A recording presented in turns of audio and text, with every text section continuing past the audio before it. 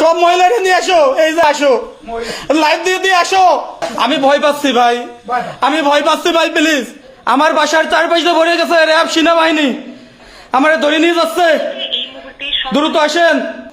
না, আমার ভয় করতেছে, প্লিজ আমি থানায় আসবো।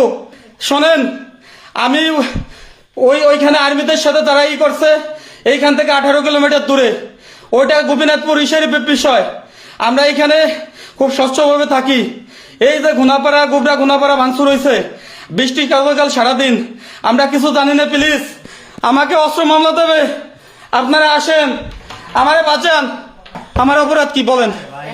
আমি প্লিজ, না, আমি কোনোদিন কোনো কিছুর সাথে জড়িত না। আপনার কাছে পাও করি, আমি থানায় আসবো, আমি থানায় আসবো, আমি থানায় আসবো।